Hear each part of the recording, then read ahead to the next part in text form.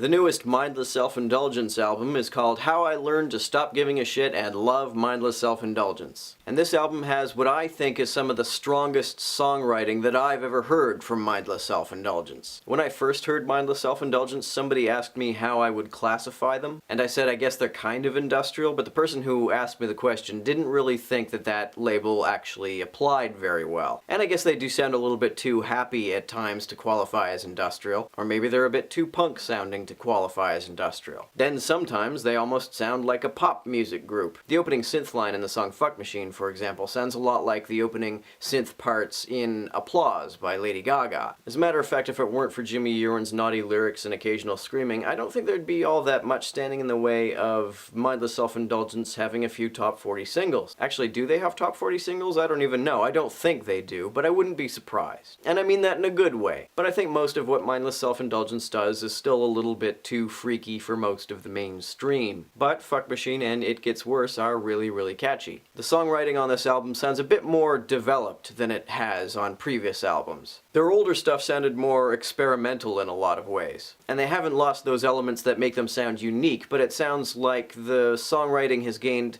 a maturity that it didn't have before. Their songs have always been pretty catchy, but some of their older albums mixed songs that were pretty catchy with a lot that didn't really grab me. On this album, however, just about every song is a lot of fun. Writing an album that's full of songs that really grab you is apparently pretty difficult because you don't find many albums that have more than maybe 3 or 4 songs that are immediately enjoyable. The rest you have to listen to a few times before you can get into them. But with this album, just about every song is immediately fun. Even the songs that aren't that great on this album have at least a few parts here and there that get stuck in your head. That's especially impressive when you consider the fact that this album, once you include the bonus tracks, has 16 songs. Even though I'm not usually that big a fan of AFI, I think a lot of the best songs in this album are the ones that sound most like AFI songs. This is especially true of the song Hey Tomorrow, Fuck You and Your Friend Yesterday. Casio, as the name implies, has a lot of old-fashioned 80s synth bits in it. And it's hard to make a song with 80s synth bits in it sound boring unless you're Van Halen. Kill You All in a Hip-Hop Rage is a song about how all hip-hop songs nowadays seem to be about going to the club,